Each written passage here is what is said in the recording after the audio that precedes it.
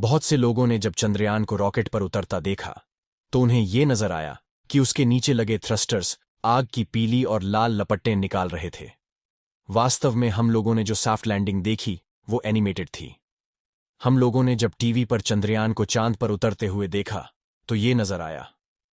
Vikram lander जब नीचे उतर रहा था तो उसके थ्रस्टर्स से चारों कोनों से आग निकल रही थी। वास्तव में ऐसा था नहीं, क्योंकि चांद पर ऐसा हो ही नहीं सकता। इसकी क्या वजह है ये हम आगे बताएंगे।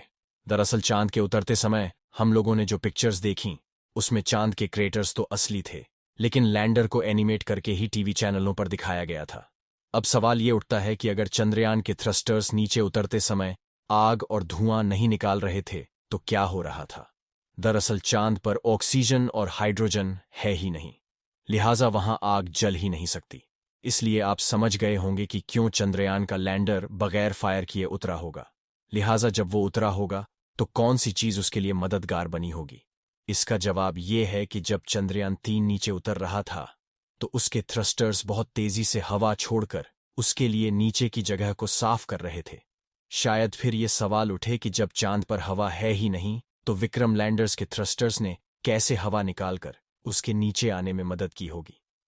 ये भी हम आपको आगे बताएंगे। जब चंद्रयान नीचे उतर रहा था तो उसके थ्रस्टर हवा को ब्लो करके उसकी स्पीड को कम करने में भी मदद कर रहे थे। ये हवा निकालते हुए चंद्रयान को न केवल आराम से नीचे उतार रहे थे और नीचे की सतह भी साफ कर रहे थे। आइए अब हम आपको बताते हैं कि चंद्रयान का विक्रम लैंडर जो हवा निकाल रहा था वो चांद पर उसको कहां से मिली। दरअसल इसरो ने लैंडर के अंदर ऑक्सीजन के सिलेंडर फिक्स किए थे। इसी के चंद्रयान नीचे उतरते हुए हवा ब्लो करते हुए न केवल स्पीड कम कर पा रहा था बल्कि उतरना भी आसान कर रहा था। हम सभी ने पिक्चर्स में लैंडर्स के नीचे से पीले और लाल रंग की आग की जो लपटें देखीं वो वास्तव एनिमेशन का ही कमाल था। हालांकि वैज्ञानिकों का ये कहना है कि चंद्रमा पर ऑक्सीजन है तो लेकिन वो ठोस तौर पर मिट्टी और पानी में घुली हुई है।